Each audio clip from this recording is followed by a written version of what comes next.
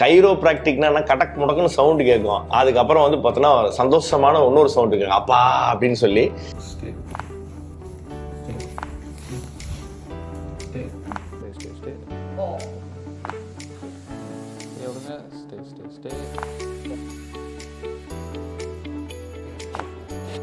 Relax ஆச்சுங்க. ஆமாம்